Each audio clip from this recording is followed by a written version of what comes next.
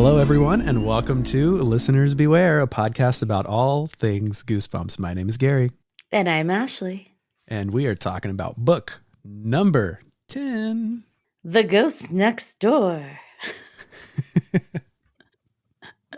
I'm very excited. I love anything that has to do with ghosts and spooky things. So this is exciting for me. Yes, and I feel similarly. So let's get straight into the blurb, as they call it. Let's Crazy. Get the blurb. Let's get the blurb.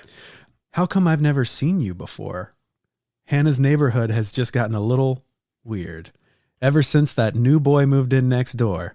But when did he move in? Wasn't the house empty when Hannah went to sleep the night before? Why does it still look deserted? She's not getting any answers from her new neighbor. He just keeps disappearing in the oddest ways. And he's so pale.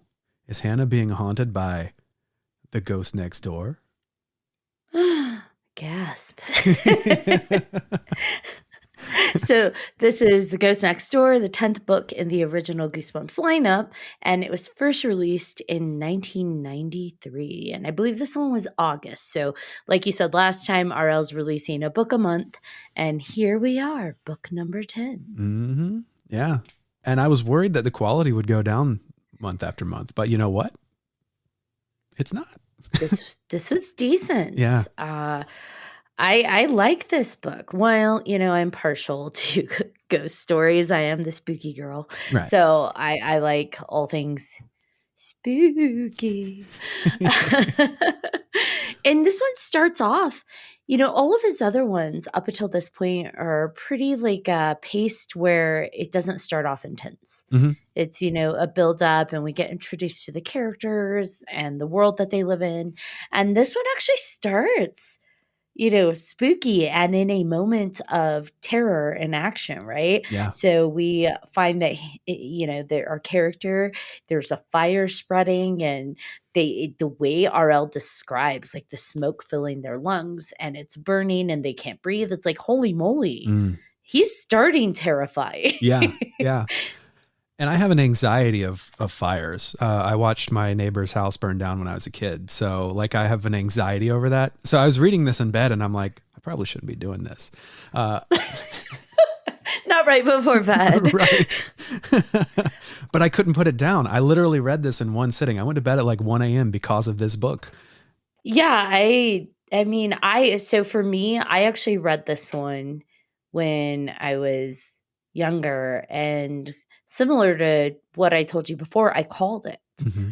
I think probably after she meets Danny. And, I'm like, that's a total red herring. As a kid, I didn't say red herring. I didn't know what that was. But as a kid, it was like, this is a misdirection. They're trying to get me to look the other way. I bet the beginning was.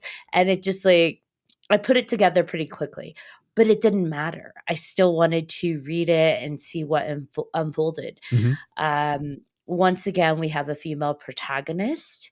And I love that RL's background is coming through in this, even in the blurb. How come I've never seen you before? The grammar behind that. Very Midwest or Southern. Yeah. We say it's versus why have I? It's how come? How come? And I'm not hating because I grew up in the South and that's how we say it too. And I used to get teased when I moved up to Colorado for saying how come. And they're like, what do you mean how come? What? What is that even? And I'm like, whatever. Why? Yeah. Why does XYZ? So it's exciting. And I have to believe that's just natural to him. That's not some research he did about how they speak in the Midwest, because you either know it or you don't, right. I feel like. Yeah. Yeah. And we're both a couple of Southern kids. So it. Yes, we are. So did you grow up saying how come? I did. Yeah. Okay. So you get it. Yeah. It's for me, I read that and I think nothing about it. And then I'm like, wait a minute. I used to get teased for that. But this one, is it me or did you love her little brothers? They were fun. Yeah.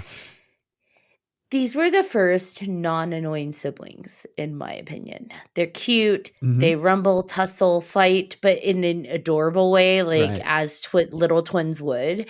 And I liked them. I found them endearing. We only got glimpses of them, but it was like, oh, Mm-hmm. that's cute. You know, they reminded me of the brothers from Brave, I had a feeling you although were there going to were say 3 that. in that one. Yeah. Yeah. That's kind They of what I reminded me of envisioned too. Meredith's little brothers. Yeah. Yeah. Like, how adorable. Mm-hmm. Um, and when they would fight in the book, I would just visualize the Peanuts characters, you know, when they get into a tussle and like there's just tumbleweed and dirt and everything flying. That's what I thought of. Right. I love that. I have an interesting imagination. This book was so descriptive, though. I mean, I know they all are to a degree, but this one, like, we were hitting Judy Blume levels of description, in my opinion. Like the No, sound of the absolutely. lawnmower, the smell of the grass. It's like, oh my goodness. But do you know what I love about that? Is that, and this ties into some of the questions I had, because believe it or not, I was actually taking notes while reading this because so much was hitting me in terms of things that make you go, that I've never thought of before. So for someone like me who's very into the paranormal and the spirit stuff, these questions have actually never come across my mind. But okay, spoiler alert, if you haven't read this, again, you know, shame on you. You know, we find out probably halfway or close towards the end, but it's not quite the end. Mhm. We find out Hannah's the ghost, not Danny. Yep. And sorry, had to, because my questions go directly with this, but we've got Hannah describing how things feel. She's describing temperature. She's describing smell. She's describing all of these things. And I'm like, wait a minute, she's a ghost. Ghosts can feel? Ghosts can smell? Like, that's a thing? Because she's describing, oh, I'm going to be under the trees where it's much shade, you know, the shade is there, and, you know, the sun, it's sweltering, she's hot. Describes her being tired so much that she falls asleep in the grass. And it's like, oh my gosh, Mm. do ghosts really experience sensations like that? I don't know. I mean, you would think that a lot of it, like touch and feel and all of that, would be based on skin, right? But I don't know. I've never been a ghost to my recollection, so. I mean, in the ghost world, we talk about different types of hauntings. There's Mhm. echoes, but she's not an echo. She's going about her day. Like, to an extent, she's stuck in this limbo of summer, but she's not an echo. She's sentient. She's a sentient haunting. She's aware of her surroundings. She's aware of what's good, what's bad, what Danny's doing and all his little antics. And so this is a sentient type of haunting, but I never considered, if it's a sentient ghost that's aware of things, does it feel, right? Does Mm. it feel temperature changes and sensations? Can it smell? Like, oh man, those cookies smell good that the live host is making. Like, I wish I could have one. I don't know. That's interesting. And just this idea too that it wasn't just in the present of like physical sensations, but she also got sleepy. And then I'm like, holy cow, where do ghosts go when they sleep? Huh. Yeah. That's crazy, right? Like, Right. it's my I'm such a dork. But like, knowing that she's a ghost and she's yawning a lot and she's tired, I'm just like, where the heck is she going when she dreams? Mm-hmm. And in that instance, is it like the dream world? Is that the same place living people go? And Right. so when we dream about things as living people, and we dream about people we've never met and places we've never been, are we crossing like places with ghosts Right. who are also napping apparently? I mean, conceptually, I love the idea, right? Also, if their ghosts are all their dreams just nightmares, because all of hers seem to be nightmarish in the takeaway. This is true. I would hope not. That'd be an awful existence, right? Right. Like, here I am stuck in limbo as a ghost haunting things, and I have to have nightmares all the time. Like, Right. it Yeah. just doesn't sound fun. Mm-mm. Being stuck in summer could be nice, but if no one's around, as she keeps alluding to, we find out why. For sure. Well, she sees people. Yeah. She sees her neighbor who's doing the gardening. She sees the ice cream shop owner and the barber and the post office guy, Mr. Is it Chesney or something? Yeah. Yeah, it is Chesney. I'm like, isn't that a country singer? But Unfortunately. I don't do a lot of country, so I don't know. Um, yeah, I mean, she sees people here and there, but it's also empty. And I mean, later we find out ghost dimension ebbs and flows. Mhm. Sometimes time stands still, and sometimes it goes. So maybe that's why sometimes it's empty, because it's like that haunted world. But then when she crosses over into our world, then it's not empty. Yeah. So I'm glad you're here to fill in things for me. The fact that she can sometimes touch and other times she goes straight through. In your studies, have you discovered that that's actually a thing? Well, I will say this, I've never put my hand through a ghost, so I don't know. But in terms of hauntings, I mean, we hear about things being thrown, doors being opened, doors being closed, stuff like that. So just from that alone, from anecdotes, like I imagine that at some point ghosts build up enough energy to be able to affect Mhm. our living world, if you believe in that. But then you also hear about hauntings where it's kind of like you see apparitions or smoky, kind of vague figures where they're not quite present. Right. And so I think it just amounts to how far these ghosts are crossed over into our world. Hmm. That's just my own hypothesis. But like, if a ghost has completely just like entered our world, whether it's because a veil is thin or they've just come up with enough super energy where they can, then we probably would see them more as like a physical being like us, or we may not see them, but we see the doors close and the, things being impacted. Hmm. Whereas when they're kind of going in and out, which RL kind of describes that with her, how she's kind of going in and out, and she fades in and out even to Danny. Mm-hmm. So maybe when apparitions are doing that, that's why they can't affect things. Right. So like when she was fully present in our world was when she was able to like pull him up whenever he fell. But other Yes. times, like when they passed through each other, she was not fully in our world. Yeah, she's not all the way in, or at least not all the way in a way where he would be able to see her Right. or be impacted by her. But the thing that has always confused me is the idea of ghost objects. Like people talk about haunted roads where roads disappear or appear, or houses or castles or things like that. And I'm just like, how do objects become haunted in that way where they can be visible, invisible, visible, invisible? Is that a different timeline, a different dimension, a ghost world that we kind of see in and out? I don't know, but that crossed my mind because of this whole idea where she's riding her bike and Danny can see it. Right. Danny saw her fall off her bike. Danny sees her riding her bike, and I'm like, holy cow, she has a ghost bike. I didn't even think about that part.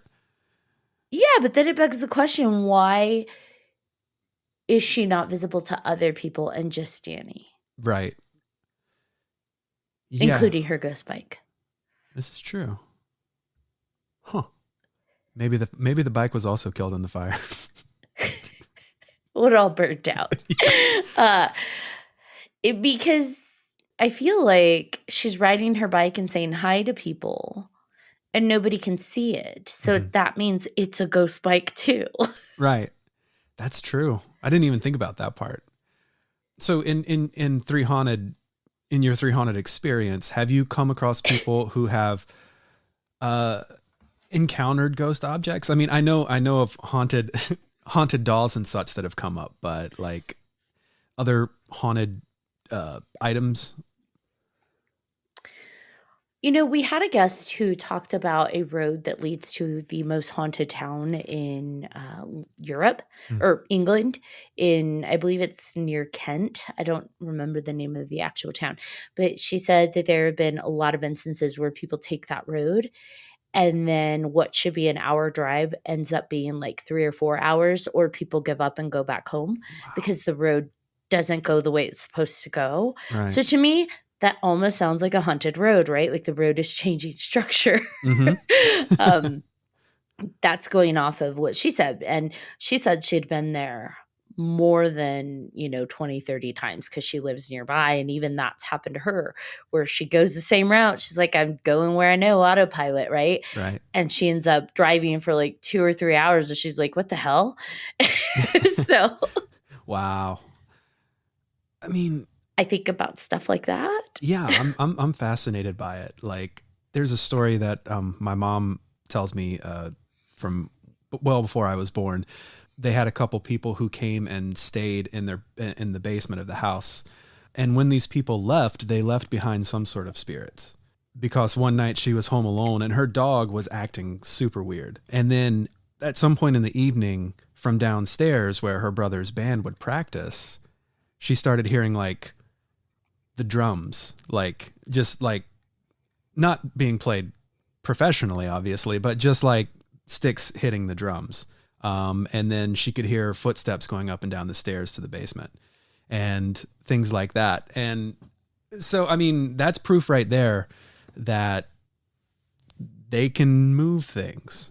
They can make, they can touch drumsticks. They can make sound on sound, right? Well, we've heard stories about people hearing piano music when there isn't a piano, or hearing, you know, orchestra songs or things of that nature when there's no object that it can play it, whether it's a radio or a record player or a stereo. But then you also hear about music coming from a record player that has no record on it. So Yeah. I think, those are things where it's hard to explain. And Mm-hmm. when you step back from it, and this is going to sound like such an oxymoron, but like you step back from it and you're like, okay, let's look at this objectively. How did this haunted record player play this? Yeah. How can an object be haunted? Mm-hmm. And for me, I feel like those are our echoes, but how are they echoes when there's not a ghost there to be doing it, if that makes sense? Yeah. Yeah. Like this record player just picked up some energy and said, hey, let's play it again. I like Sinatra. Right. I don't know. Or is the energy always there, but just usually dormant? I mean, Yeah. I don't know. Or are there time loops where a moment in time and energy was so built up in a space that it's got stuck? And sometimes our dimensions wave in and out. Welcome to 3 Haunted, my friends. I know. So the energy waves in and out and touches ours. So for a moment, we kind of cross, just a moment. Mm-hmm. And so we catch that time loop. Mm. Wow. I don't know, but that's the only way I can think about where objects that do not have a ghost or spirit driving an action might play out. But I don't know. Yeah. I don't know. Yeah, this is definitely the most 3 haunted episode of Listeners Beware to date. But we were going to get there. Yeah, we were. I mean, we're talking about ghosts. Right. But, and I also find it interesting that she feels pain. Yeah. And I wonder if it's one of those things where perception is reality. And so for her, because she doesn't perceive herself as a ghost and no longer alive, her perception is, I am alive. I can smell, I can touch, I can taste, I can feel, Right. I can hear. Because to her, that's her reality. I am alive. And so therefore, all of that exists. Right. I love it. It's weird. Yeah, it's weird, but I kind of it's very interesting is probably a better way to put it. Now, when I was reading the book and it wasn't her first experience with it, but one of her experiences with the, creepy figure that's following her that she can never really see its face, just its glowing red eyes. She runs, her dad hears her scream, and her dad comes out. And, they're like, should we call the police? And for me, I'm like, they're ghosts. So it's like, what would have happened had they called the police? Well, we do kind of find out in the TV episode. I was going to say the TV episode answers it better than the book. Well, the book didn't have to because they didn't call the police. Yeah. But I also like that Daddy can interact with the ghost world. He picked up her bike. Right. And so ghost bike. And so she and the ghost bike are in the world real enough. I don't know any other way to say that, but they are existing in the living world as we know it enough for him to be able to pick up her bike. So I'm like, ghost bike for the win. And what a little gentleman. Right. I felt badly. You find out she's a ghost, and it's like, dang, and she really has a crush on this guy. It's very Casper-esque. Yeah, it is very Casper-esque.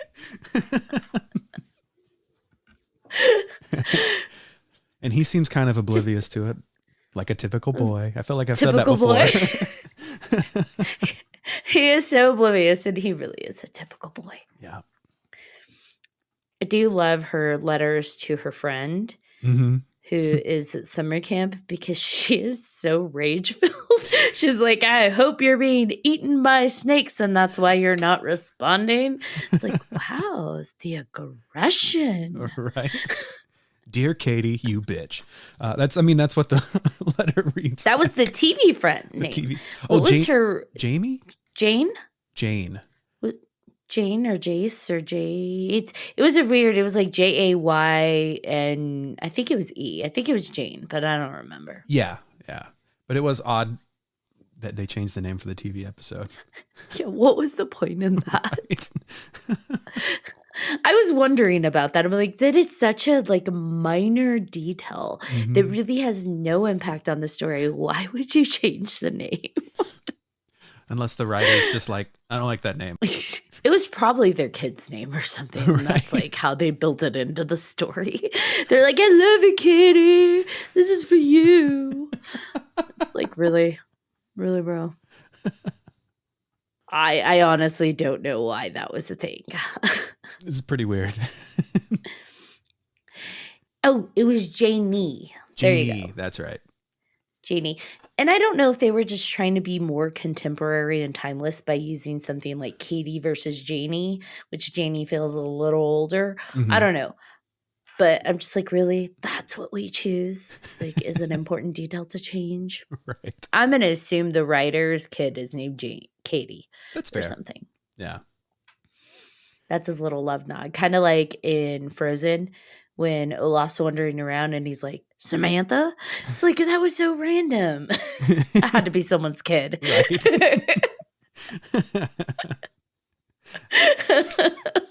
Just gonna put that out there. We made the snowman say your name. You're happy. Olaf said, Samantha?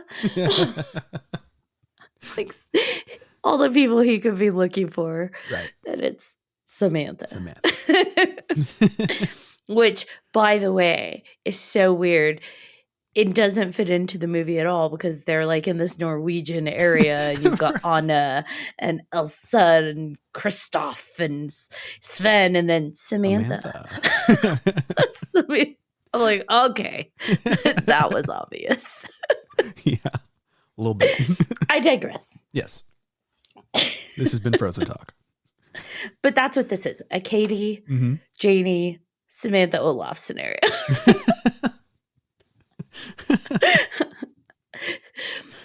This is also a randomness of 3 haunted, so you're like, Ashley, stay on track. And I'm like, never. I'm here for it. Now, I had a different question for you. I wanted to figure this out and see what your input was. So in the book, we figure out that the creature that's been following her, this hidden in the shadows, bony, slender, red-eyed creature, is actually Ghost Danny. And towards the end, we discover what he's really after. He wants to take Danny's place in the, I don't even know how to describe that, because it's not like he's taking Danny's place in the living world. But by Danny dying, Danny goes into the shadow world, and the ghost is able to now fully be fulfilled because he's the ghost version. Mm-hmm. Question with that flawed logic. Because the implication is the ghosts are evil, right? Because they live in the shadow world, or at least Ghost Danny is. Question is, why is Hannah's ghost then not that way? And does that mean she's not truly Hannah? She's the ghost Hannah. Well, I sort of perceived it as her ghost, her dark spirit and her have already merged, right? When she died. But according to him, they don't merge. When something dies, that's right, yeah. The ghost takes its place, and then the living person thing, soul. The implication is they're two different entities. It's not one soul. That's you have a ghost version of you, kind of like a mirror version, that takes your place. And apparently you go into the shadow world, which is actually really, that's very depressing, RL. Yeah.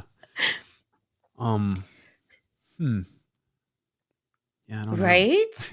And then our family is able to be like, Hannah, come back, come to us. I'd be like, I don't want to go. Right? This ghost just gave it all up. I'm going to a shadow world. I don't want to do that. Stay. So is that like the old angel and devil philosophy that, we've got one on each shoulder? Like, is there a good and a bad spirit that exists for all of us, and whichever one we ultimately tie to at the end is it like heaven and hell? I don't know.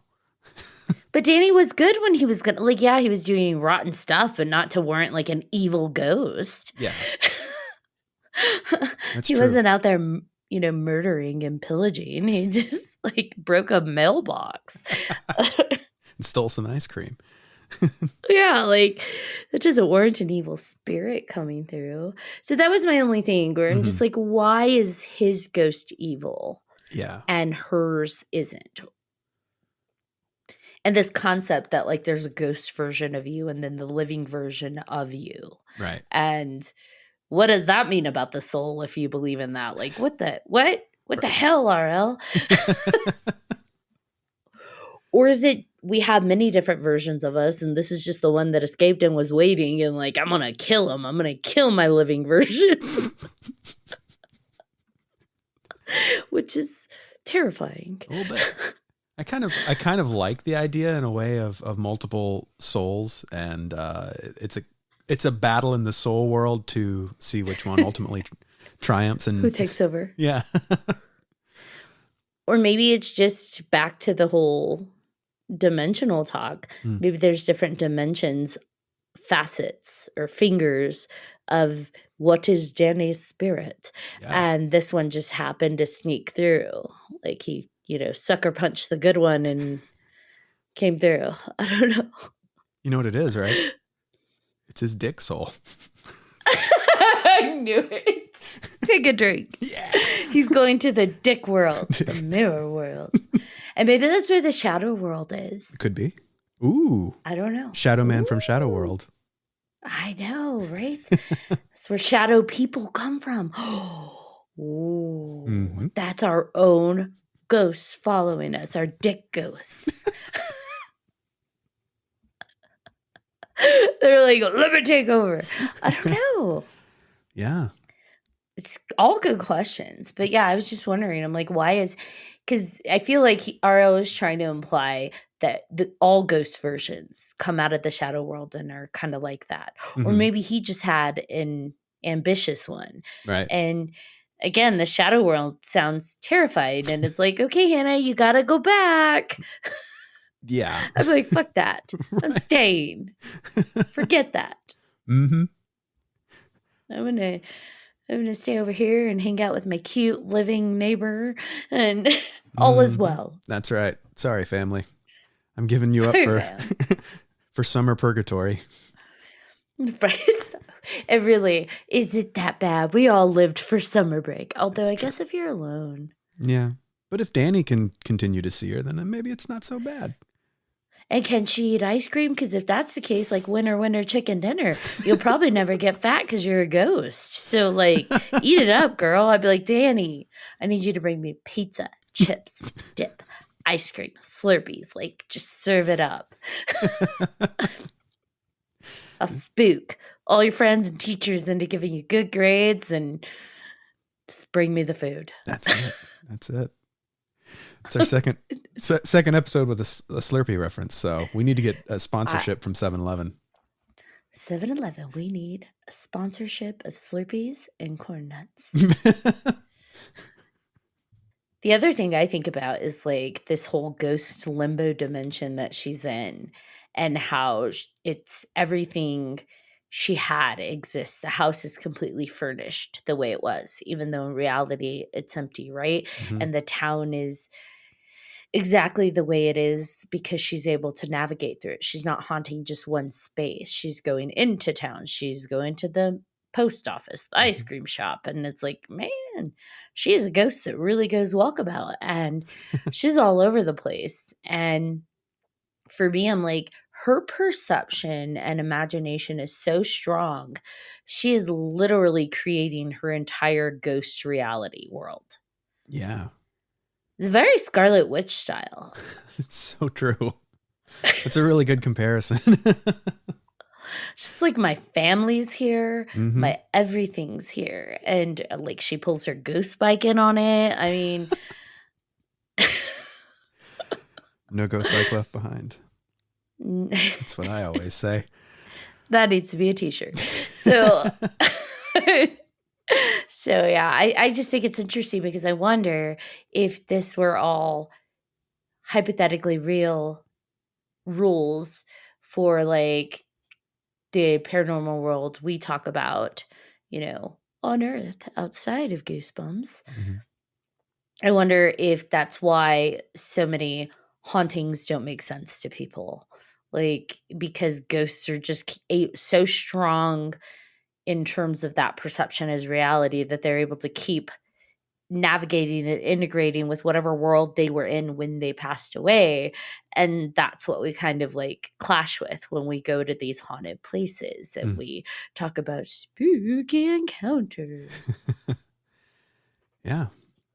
I don't know. Gary's like, so out of my realm here, Ashley. Weirdo. No, I'm fascinated by this stuff. But I mean, given that she's able to go all the way like into town and out and about and she's just having a grand old time, that makes sense, right? I've talked about this on the 3 Haunted is like it's not like our boundaries are the same. Like, well, this is my front yard and you can't leave it, or you can't like ghosts are ghosts, man. They don't exist on this realm. If they are real, I'm pretty sure they don't follow our boundaries and our like, oh, don't walk on the street, don't cross the street, don't go up the street, ghosts. Like that. We didn't do it living. Why would we do that not living? Right. So people go to places that are supposed to be haunted and they don't get proof. Mm. They're like, my meter didn't go off. My this didn't, and it didn't work. This place isn't haunted. And it's like, maybe the ghosts just weren't there at that moment. Right? Yeah. Maybe they rode their bike in town and got some ice cream. I don't know. Followed a cute boy. She was kind of stalker vibes. A little bit. A little uncomfortable, but it's fine. You liked it. How did you know? So did you like the book? I'm assuming you did, just based on your, Judy Blume reference. But did you? I do love Judy Blume. Yeah, I really like this one. It kept me captivated. I really liked, again, the descriptive nature and everything about it. Like all the characters were reasonably likable. I had few complaints with this one. Yeah, I really enjoyed this one. And I will say, I think the only time that anybody else saw her outside of Danny was when the house was on fire and she asked where he was. For just a brief moment, I believe it was Fred answered her. Oh, yeah. Yeah. but it was kind of ambiguous. He could have been talking to his brother, but it seemed like a direct response to her. So I was like, oh, did they see her? Did they not? I feel like RL left it ambiguous enough that like we don't know. Yeah, I mean, that's entirely possible. Or she was so passionate that her passion somehow transcended to someone else's visual plane or whatever. And it's hard to tell because I feel like they've never seen her or interacted with her. So if they had seen her, they would have been like, who are you? Where'd you come from? Or whatever. But it was also a moment of panic. Their friend's about to burn up in a house and it's all their fault. And so it like so many ways that could have gone. But I feel like RL intentionally left that kind of vague. Yeah. Like, did they or did they not? That's right. Because I did wonder why Danny was the only one who could see her. And it's like, does Danny have gifts? Is he sensitive to ghosts? Is he able to see other spirits? Or is it because her purpose was to go and save him? So he was the only one that was able to interact with her. And now that all of that's done and she's gone, he won't experience other spirits. I don't know. That was sort of how I read it. Maybe it's the romantic in me, but that was sort of how I read it. It's because she was there to save him. Oh. And she's like, remember me, Danny. Don't forget me. I'm like, girl, he's gonna forget you. As boys do. No, I'm kidding. The amount of ghost girls I've forgotten. She should have at least kissed him. Right? Ooh. Come on. A spooky smooch. It would have been smoky. Get it? Ha, ha, ha. Oh my. I shouldn't make fire jokes. But can we talk about how heartbreaking the premise is once you learn everything? Like she and her brothers had their little campfire and forgot to put it out and burned the entire house down. They all died. Like that is heartbreaking. It is. I was like, damn you, RL. That's awful. Right? We're actively dealing with death in this book more than we have in any other Goosebumps book. I mean, this is literally Dead House. Like, this is how you get Dead House. This is how you get Dead House, yeah. It's also one of those things where when you learn about fires and how people die typically in fires through the smoke inhalation, or people usually sleep through it, which is why you have detectors, right? So it wakes people up. And in this book, you're like, nope, you don't get that relief. And RL makes sure that you don't. He lets you know very clearly she woke up, it burned her alive, and she was screaming. And it's like, the hell, RL? That's awful. Right? Like, damn, you mean. Yeah, that sort of shit really unsettles me. So, yeah. It's, as a kid, I think it impacted me less because I was more fascinated with the spookiness and the little romance and stuff like that. Yeah. As an adult and a parent, I think it hit me harder and differently. Yeah. Because I'm thinking about children and our cute little brothers dying in a fire. And it's like, I get it. This is awful. Yeah. How dare you, RL? Yeah. I want to talk to your manager.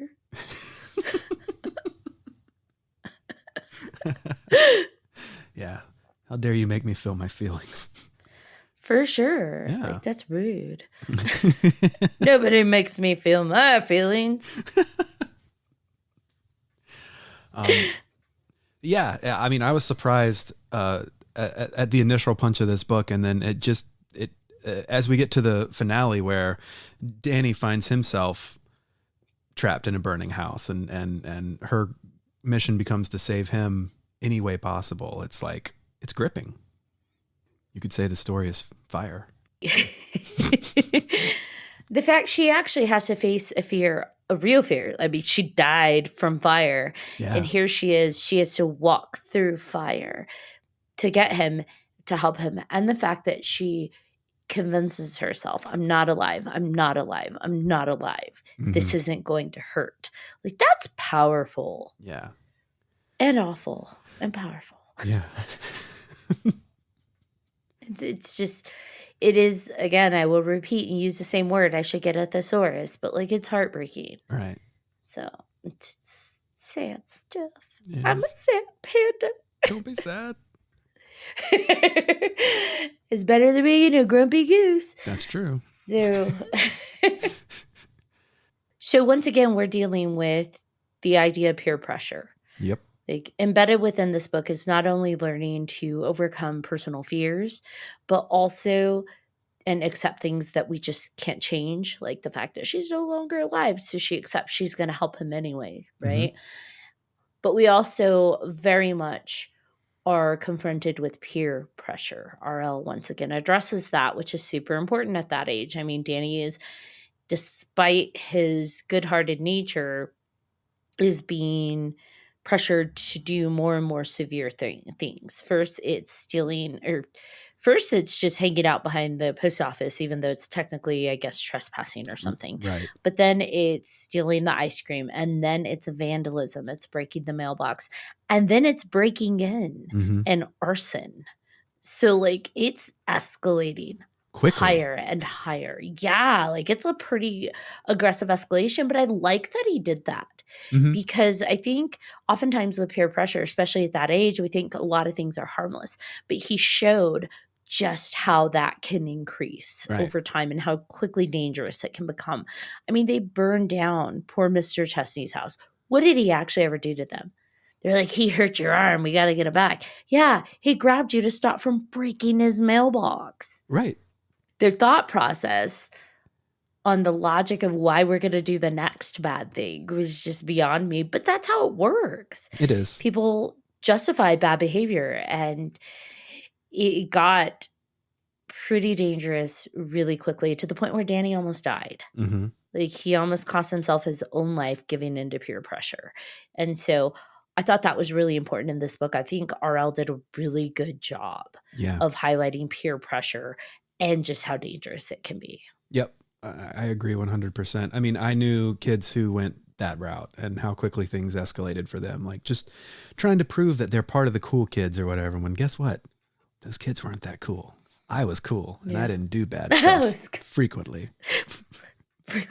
I mean, and again, like we all, I'm sure, exist on some kind of moral relativist gradient of what we consider good, bad, and all that stuff. But these were very clearly bad things. Stealing, vandalism, breaking in, arson. Like those are all really, there's no gray area. And I like that the way he wrote this, it was very clear. Right. That he left no room for shades of gray. Like, well, was it really that bad? Yes, it was. Every single thing they were doing was bad. Yeah. And so, I thought I really liked how he showcased peer pressure in that way. Mm-hmm. Yeah, everything they did was bad except for the initial thing. I mean, the trespassing was kind of minor, but it also gave us a reason to understand why the bullies hate Mr. Chesney so much. So it's all for something. I did find it interesting. Characters were able to impact her, but she couldn't impact them. Like multiple times the character ran into her, she fell, she got hurt, and she's just like, what the heck? That was rude. And it's like she felt it, but they didn't. Right. And enough force where they knocked her down. So I found that interesting. I'm like, the real world can impact you, but they didn't pause to think, what did I hit? Right. So I found that a little peculiar, but hey, roll with it. It's his world. Maybe it's an equilibrium thing, like something she just like an inherent reaction to thinking you were going to be hit. Maybe she just stumbled and then I don't know, but that's the only thing I can. Yeah, I'm not sure. Yeah. I don't know. Or maybe because she thought she was alive, it did impact her, but because they knew she wasn't, because there isn't anything there. Right. Then she couldn't impact them back. I honestly, I don't know. God, now I wonder how many ghost people I've knocked over on accident. Right? Like, I got to be careful where I step. Oh, man. They're just minding their own business. Right. So, yeah. And I think also his choice of using that kind of like, they're just hanging out in an alley to start it off with was wise, because it shows how peer pressure can go from what seems harmless to dangerous fairly quickly. Yeah, for And sure. so I think definitely he was smart in what scenes he chose to include with that. And I appreciated how he integrated that into the story, because this could have just been a, self-awareness and overcoming fear story, but he added layers and complexity, and I liked it. I liked it a lot. Yeah, I did too. I, however, did not enjoy the TV episodes.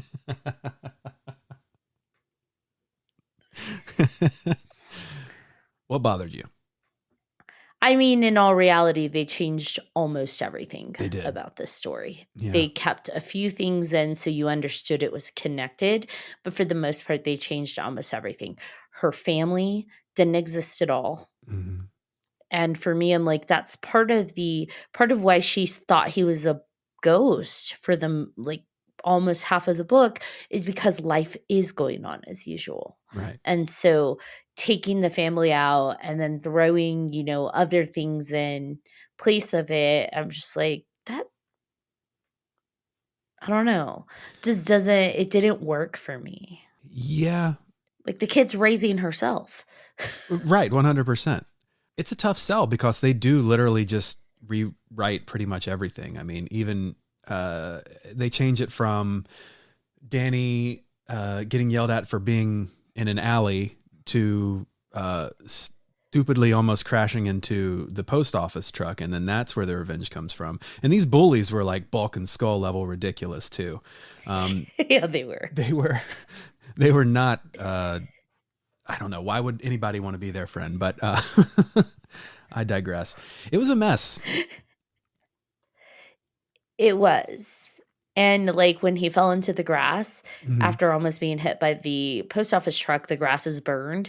They didn't really explain that one. Yeah. And it's just like, what is going on here? And then the ghost trying to, like, the time they wasted on that ghost figure trying to teach her how to be a ghost and haunt. Mhm. I'm like, that, what does that even have to do with the story? And, like, I get where they went with the story on that, but I'm like, this is ridiculous. This isn't even part of the book. Right. I feel like they changed way too much, and the directions that they chose to go with the story in those changes did nothing Mhm. to create a strong story or a compelling story.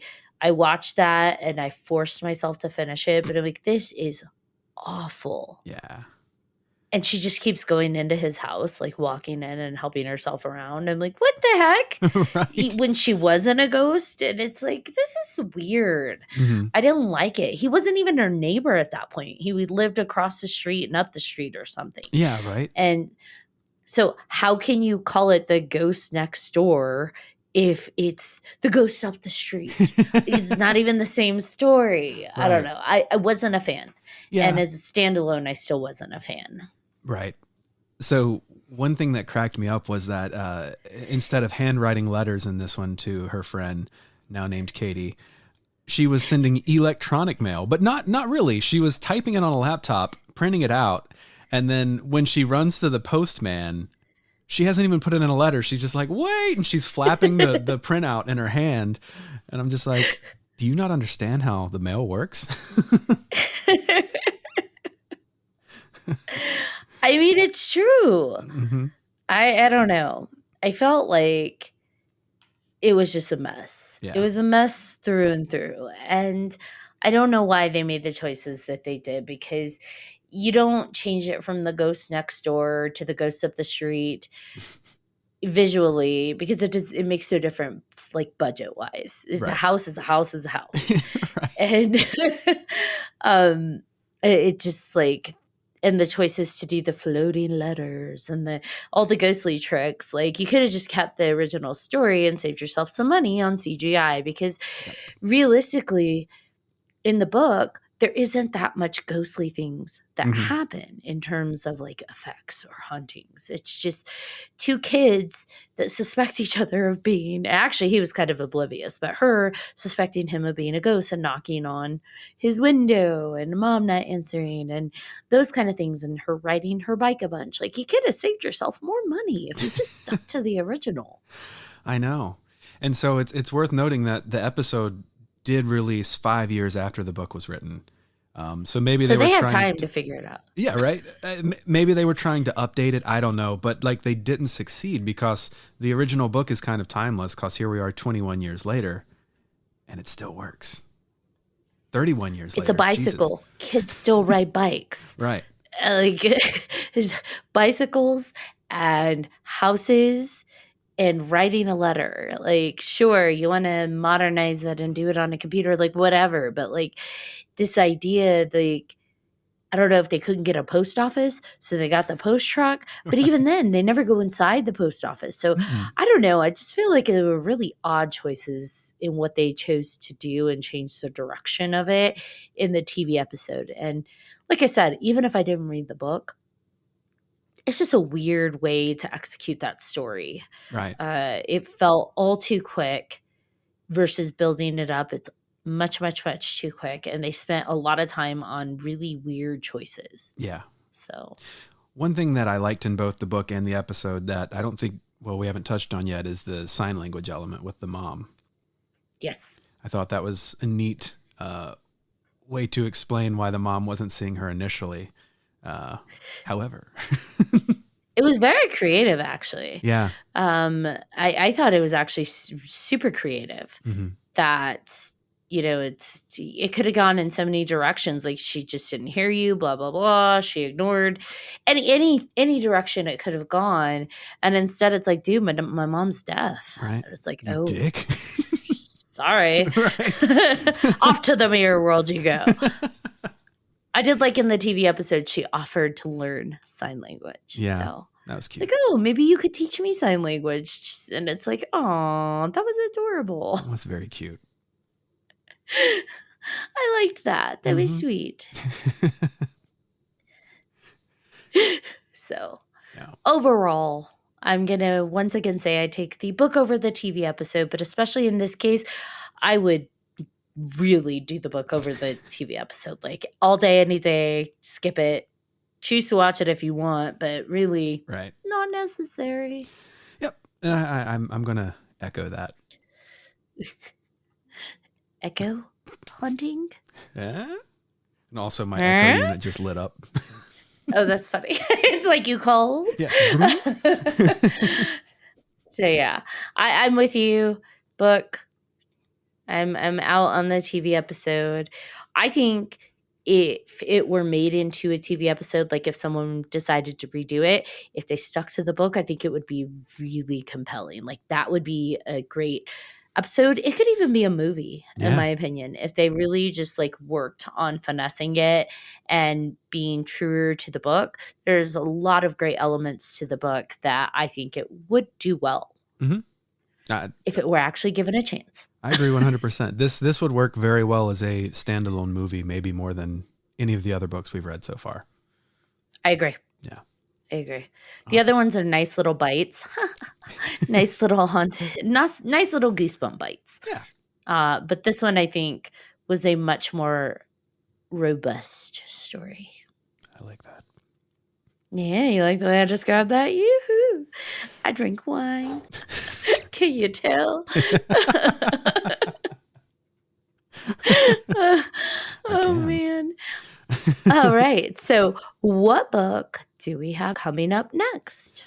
We start another franchise in the Goosebumps universe with The Haunted Mask. Ooh. Have you read The Haunted Mask? I have. And I don't remember much about it, but I have read it.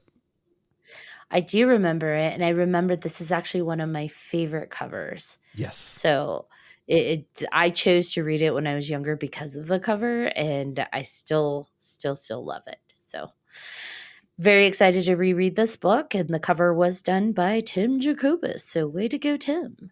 Excited to talk about it next time. Yes, me too. All right. Do we have any other thoughts on The Ghost Next Door? No, just that I love it. That's all I want to tell the world. All right. Thanks to everyone for tuning in to Listeners Beware, a podcast about all things Goosebumps. Are you looking for more spooky content? Outside of this episode. head on over to 3hauntedpodcast.com, where Ashley and friends talk about all of the things that give you goosebumps. Yes. Thank you for joining us for 300 Junior. I'm going to remember that. I love that.